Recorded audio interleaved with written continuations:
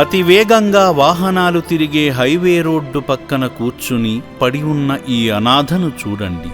పాపం, ఒంటి నిండా గాయాల పాలై మాసిన బట్టలతో పిచ్చివాడిలా హైదరాబాదు నుండి విజయవాడ వెళ్లే జాతీయ రహదారిపై ధర్మోజీగూడెం దగ్గర రోడ్డు పక్కన ఉన్నాడు.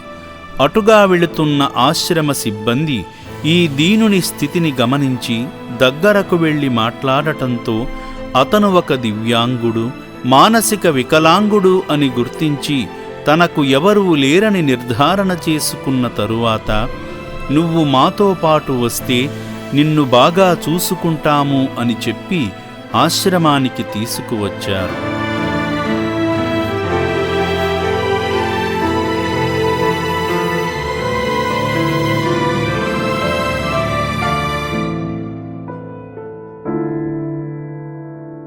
రక్షణాలయానికి వచ్చిన వెంటనే ఎప్పటినుండో గుబురుగా పెరిగిన జుట్టు గడ్డాన్ని కత్తిరించి ఒంటిపై పేరుకుపోయిన మట్టిని స్నానం చేయించడం ద్వారా తొలగించారు.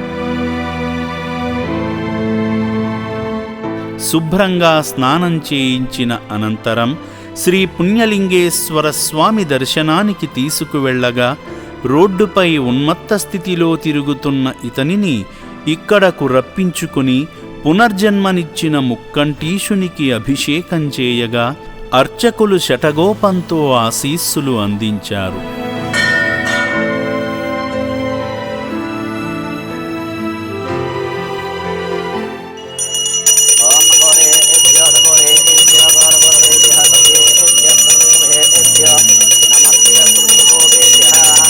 పుణ్యలింగేశ్వర స్వామి దేవతాయ నమో నమః. ఇది ఆనందకర్పూరదీప్య మంగళ నీరాజనాన్ దర్శయామి.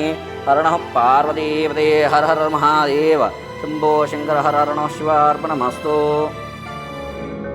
ఓం శ్రీ పుణ్యలింగేశ్వర స్వామినే నమః.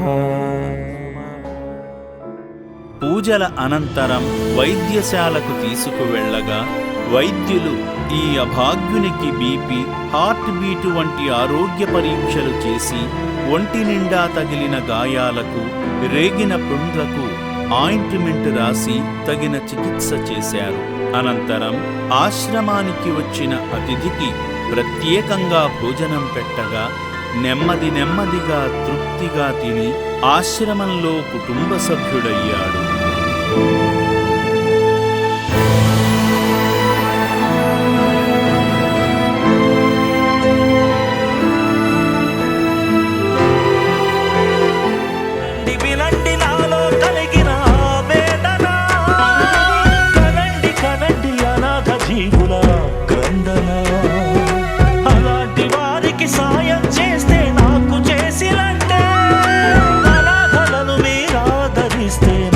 చూసినట్టే ఇది శివుని అంతరంగం ఆలకించండి, ఇది శంకరుని విన్నపం.